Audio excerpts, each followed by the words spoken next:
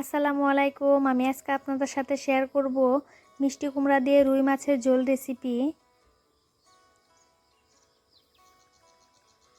এখানে আমি মিষ্টি কুমড়া কেটে ধুয়ে নিয়েছি, রুই মাছ ধুয়ে নিয়েছি। এখন আমি মাছের মধ্যে লবণ দিয়ে দিচ্ছি, হলুদ গুঁড়া দিয়ে দিচ্ছি। লবণ আর হলুদ মাছটার সাথে ভালোভাবে মেখে নেব। এই তো মাখানো হয়ে গেছে। এখন আমি মাছগুলো ভেজে নেব। একটা কড়াইতে আমি তেল গরম করে নিয়েছি। এখন এর মধ্যে মাছগুলো দিয়ে দিচ্ছি।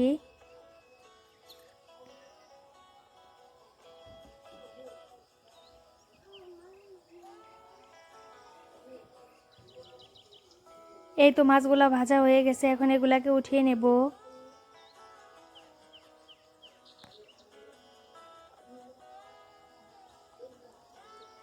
এখন আমি তেলের মধ্যে পেঁয়াজ কুচি আর কাঁচামরিচ ফালি দিয়ে দিচ্ছি।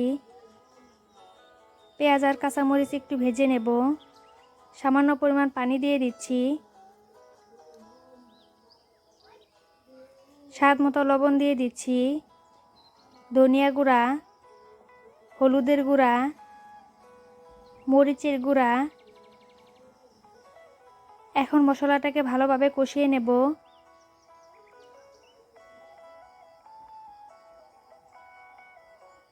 এই তো মশলাটা কষানো হয়ে গেছে। এখন আমি এর মধ্যে মিষ্টি কুমড়াগুলো দিয়ে দিচ্ছি।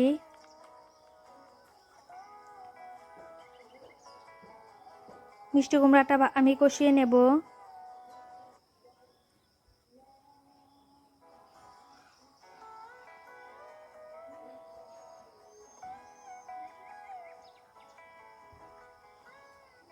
সামান্য একটু পানি দিয়ে মিষ্টি কুমড়াটা আর একটু কষিয়ে নেব।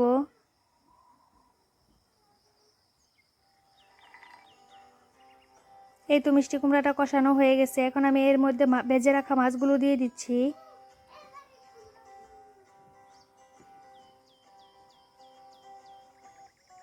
ঝোল দিয়ে দিচ্ছি।